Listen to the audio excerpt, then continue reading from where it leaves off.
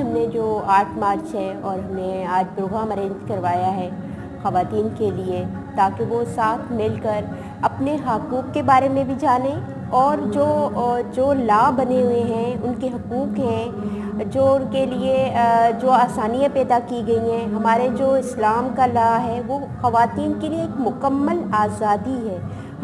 ہمارے اسلام نے ایک بہت زبردست لا دے دیا ہے, ایک اچھا ہمارے لیے ایک اچھا پیغام دیا ہے, ہمارے لیے ایک آزادی دی ہے. اور آج کا دن ہم منا رہے ہیں کہ ہم اپنے حقوق کے بارے میں جانیں.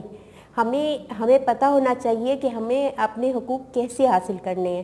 ہمیں یہ پتہ ہو چاہیے جب شادی ہم بچی کی کریں تو اس کے جو اس کا نکاح نامہ ہے اس کو آدھا نہ پر کیا جائے, اس کو مکمل پر کیا جائے تاکہ اس میں جو اس کے حقوق ہیں وہ اس میں ظاہر ہوتے رہیں, تاکہ اس میں وہ اس کو حقوق مل سکیں.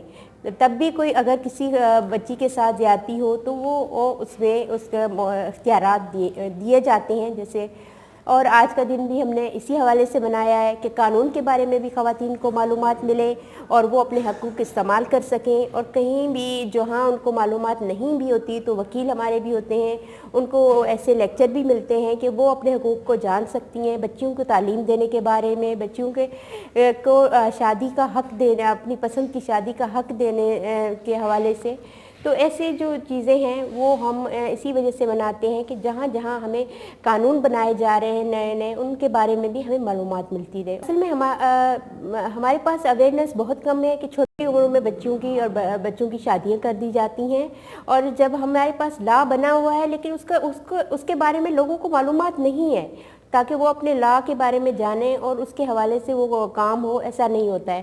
یہاں پہ جو رسم و رواج ہیں, چھوٹی عمروں میں شادیاں ہو جاتی ہیں, مختلف مذہب کے لوگ ہمارے پاس ہیں جو بھی چھوٹی عمروں میں شادیاں کر دیتی ہیں. آج تک یہ ہوتا ہی آ رہا ہے اور ہم کتنے بھی پروگرام کروا لیں کچھ بھی, لیکن وہاں تک رسائی نہیں پہنچ پاتی ہے. اور وہاں پڑھے لکھے لوگ بھی اس بات کا بہت زیادہ کم خیال رکھا جاتا ہے کہ پسند کی شادی ہو, جب ہمارا اسلام ہمیں اجازت دیتا ہے کہ لڑکی سے پوچھ کے رشتہ کیا جائے. اتنا خوبصورت اللہ نے ہمارے یہ قرآن میں آسانیاں پیدا کر دیں, ہمارے مذہب نے ہمارے لیے آسانیاں پیدا کر دیں کہ آپ بچی سے پوچھو, جب تک وہ ہاں ہاں نہیں 3 دفعہ کہے گی اس کا نکاح نہیں ہوگا.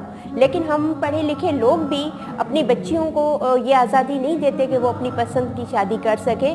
اور ہم دور کا سوچیں کہ جو برادریاں ہیں جہاں پہ لوگوں کی تعلیم کی کمی ہے وہاں تو شادیاں ان سے پوچھا ہی نہیں جاتا, نہ ایج دیکھی جاتی ہے نہ وہ دیکھا جاتا ہے کہ نہیں ہے. جن کو پہلے ہمارے اسلام کے بارے میں معلوم ہی نہیں ہے, پہلے ان کو معلومات دی جائے, انہیں بتایا جائے کہ اسلام کیا ہے, وہ کیا کہتا ہے, آیا آپ اسلام کو سمجھ کر اسلام قبول کر رہے ہو.